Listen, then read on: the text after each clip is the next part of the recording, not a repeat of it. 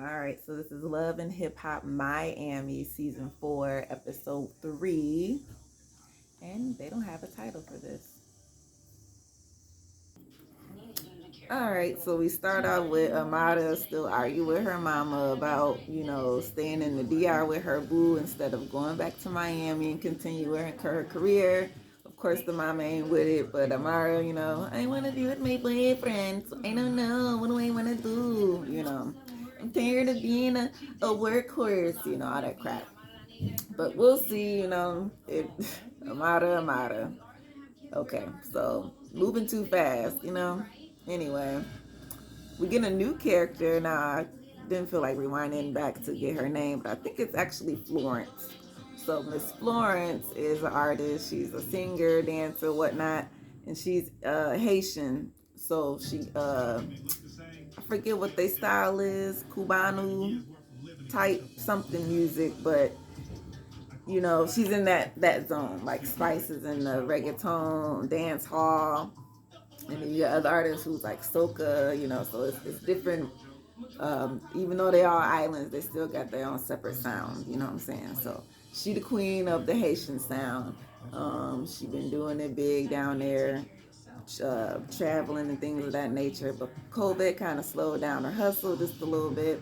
So she been working at her own little shop. She got something down, um, look like a little food booth type cafe down in little Haiti, and so she been working that on the side of dealing with her business and things of that nature. She's married. Her boo is part of her work team, and they got like 3 kids or so. Things pretty much seem okay with her. They do just got that um, work slash personal relationship. So, how do we balance that sometimes? Because he be out here looking like he's single is what I'm catching, even though he's not. So we'll see what beef lies there.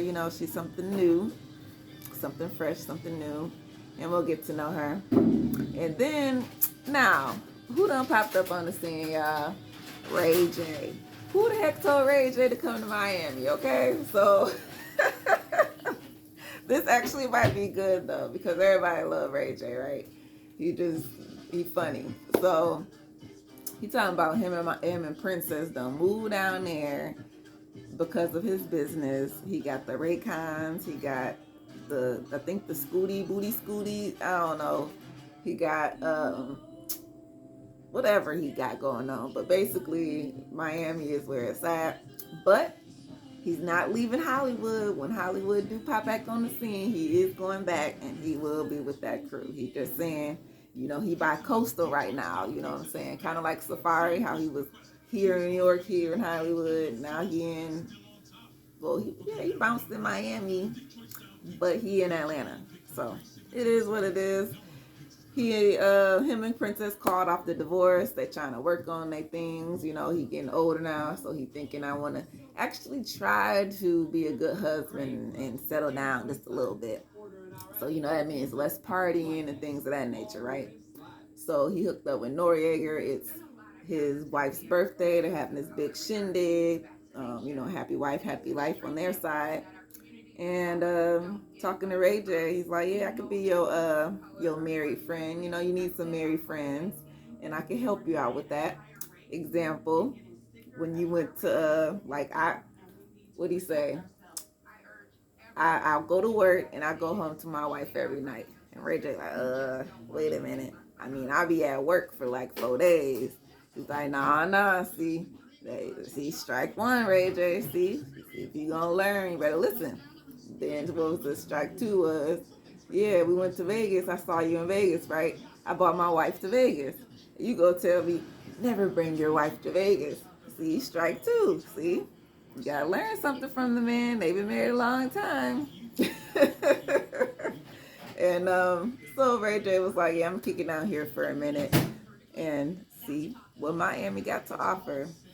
So we're gonna enjoy that, obviously. Okay, so Miss Florence LaLuce, I think that's how you say it, but I think I'm gonna call her Flo for short, just Florence. But so not only, you know, she do the singing stuff, she got the restaurant. She trying to open up a beauty bar. Now, only thing with this beauty bar is it's actually not even close to being open. Like she got a deadline, like, ooh, we gonna open up, you know, on Friday, such and such. But there's no, like, the walls still ain't finished, the electric still ain't done, you know, the this need to be put up, you know, like none of the counters is up, like it's not even close to being done. So she's a little worried about that. In the midst of checking out the bar, um, she gets a call from an interviewer who was a journalist who was doing an interview on her. I can't remember exactly what it was for, a magazine or a radio show or podcast or whatnot, but either way, it's good promotion for her. And just letting the fans know that, you know, she's still out here, she's still working, and she's got something for them, you know, coming out soon. You know, it's just the pandemic and things just slow down a little bit, but it still don't mean you stop the hustle. So she's trying to get that going. And then we flip back to Ray J and Noriega. So they're going to Ray J's house to visit. You know, they're a little excited, like, good, we got some more married friends to hang out with, things of that nature. On the way there, they passed the Juice Bar, which is Noriega's wife's project. So hers is up more close to being done compared to the beauty bar. But you know, it's still not done. And of course, Nori, he just like, I don't really want to talk about that type of situation. Like, every time she brings it up, he like, you know, like, okay, fine. Like, you know, he's very short with his words, you know. Um, but you know, they get to Ray J's house and they made this little idea where the guy's gonna cook for the girls this time. So the dudes is in there struggling, trying to make some dang steak and salmon, setting off the dang fire alarms if they don't turn the dang eye down. And the girls just sitting there, you know, drinking wine, talking about their husbands. You know, it's what you do. Just trying to compare what they did with their businesses. Pretty much, Princess was telling, um, I forget her name, Noriega's wife, um, about her business adventures and how it didn't actually work out. Out in Hollywood, she tried to open up something, but ended up being, you know, too much money in the hole and it just never opened. And I think, you know, she must have signed a lease or something, because she's talking about she still got to pay the dang $5,000 a month. So I'm like, yeah, she must still be on contract for at least for what, like a year or whatnot. So woo, that sucks. Paying something that's not open, yeah. So it's a bruise to the ego as well as a slight bruise to the relationship, because most likely the husband is helping you invest most of this money, and you know, so it's a loss on both of y'all parts if you really think about it that way. So you know, now they got married friends to talk with. Oh, you know what? I forgot about Ace Hood and his wife Sheila. So they did have a little moment where they were talking about you know, she kind of expressed her anxiety that she has and how she was feeling about him having pretty much little to no emotion about their miscarriage and things of that nature. And he just kind of explained, like, you know, he's going to try to work on that. Um, it's just technically not really, he wasn't trying to do it on purpose or nothing. It's just growing up like pretty much most boys, you know, their moms and them, they tell them, you know, no crying and all that stuff. So once they grow up, they pretty much don't got no emotions. So, or they just don't know what to do. They just shut down. So he's just trying to, pretty much he's aware of that. So he's going to work on doing that. And with her and her anxiety or whatnot, I guess her mom has sort of the same issue, which, you know, they do want to bring the mothers together. She was working, which is why she couldn't come to the Mother's Day brunch. But Sheila was just feeling like with the Ace's mom situation, she just didn't want to mix that in because, you know, his mom could be a little bit aggressive, should we say, and just for their mental state, it just might not be a good idea, or it just wasn't the right time. So they had to bring that up. But we do bounce back to flow. We kind of get her home life a little bit. Her and the husband, I think they're making breakfast for the kids. It's all boys. They're all handsome and things of that nature.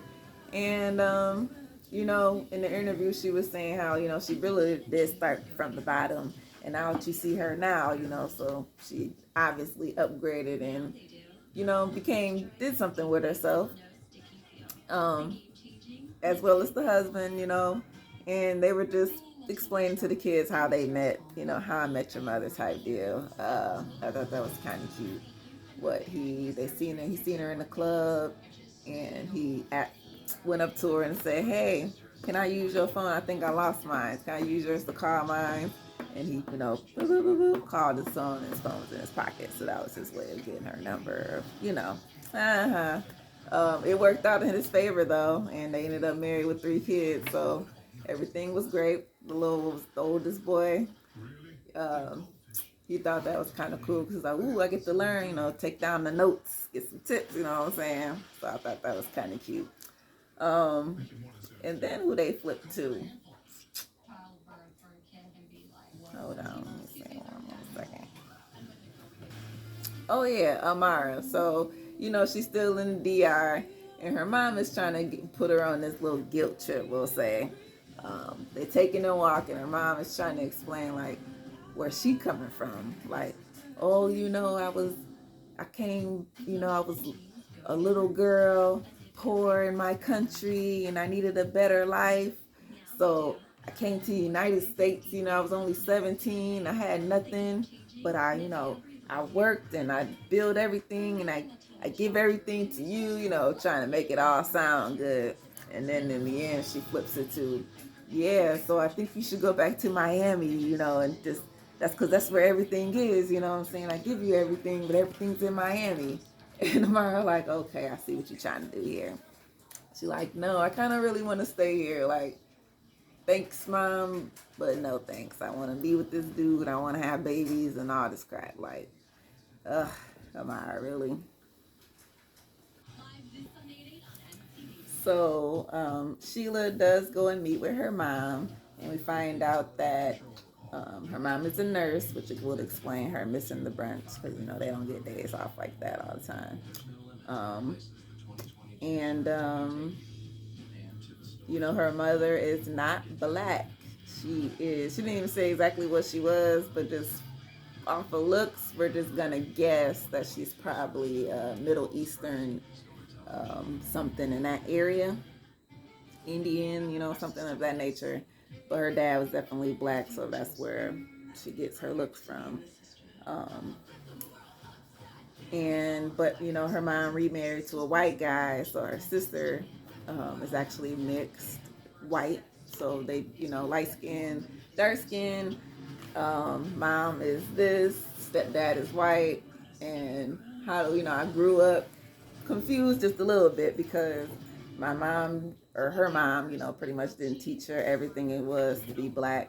She had to learn pretty much once she got older, and she kind of blamed her mother for some of those things.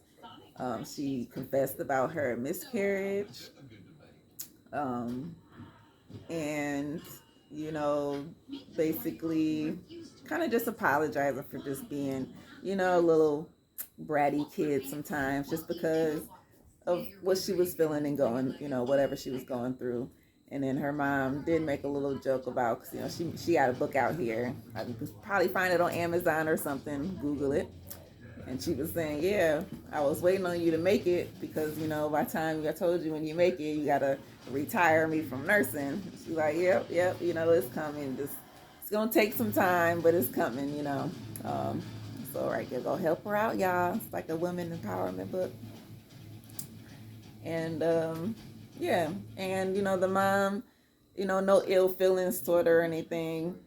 Um, I think she understands where her daughter's coming from. So they'll always be good, I'm sure.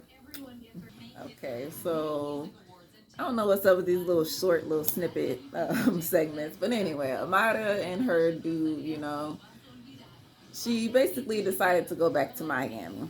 So she gotta let him know, like, yeah, I'm leaving, I'm going back with mom.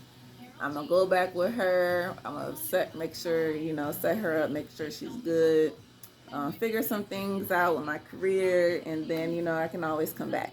And he like, what? Like, so he was not feeling it off the rip. Like, really, this is her fault. I can't believe you. I thought we was gonna do this, do that. And she like, well, yeah, I mean, we can still do all that, but just let me do what I gotta do first. And eventually comes around, and she like, so you gonna take me to the airport? And he like, no, you gonna take the Uber. I said he was gonna say that, like, really. But yep, he feels like him riding in the car with her mom just probably isn't the best right now, because of course he's upset. So, and not mostly upset with Amara, it's mostly the mom. He like, I don't want to, I'm not gonna ride in the car with her, and it's her fault that you're leaving me, type deal. So it is what it is. At least he did give her a kiss goodbye, but it's like, really, dude, really, this how you gonna treat me? So we end the show with Miss Flo. She in the beauty bar. She doing her little promotion on the Instagram and stuff. Come down to the beauty bar. It's gonna be open in 2 weeks. This and this and that. And her sister's here, and talking with her sister. Of course, her sister's talking a little mess, like, "Ooh, girl, this ain't even ready." Like, what is this and that and that. She's like, "Okay, don't say nothing, cause it's gonna get done. Okay, like we gonna be working on it. Okay." So in the midst of conversation, where is your boo at? Where is your husband? I forgot his name. Is it Floyd? Lloyd? I don't know, but we're gonna get there. She like, this nigga ain't been coming home. And, just some things is just off with him. Like, I don't know what it is, but it's off. He could be cheating, basically. And the sister like, yeah, you might need to check that, because he is cheating according to my knowledge. Like, I ain't want to say nothing, but he messed with one of my girls, messed with my girlfriend, one of mine. Okay, and she was like, really? Yes. Like, he literally slept with one of my girls, and I'm like, I didn't know. I'm looking at the sister. I'm like, so okay, she might be on the right, okay, sister.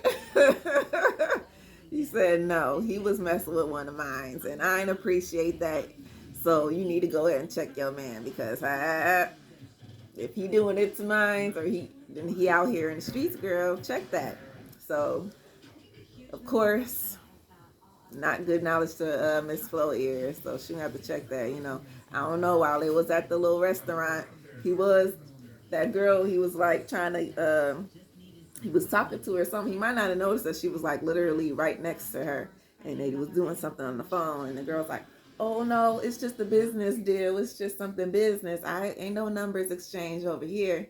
And she looking at him like, excuse me, like, you do see me here, right? And he just walked away like nothing was wrong. So I'm like, something is up, like, for real, like, So this was Love and Hip Hop Miami. All right then. Ray J on the scene. Peace out.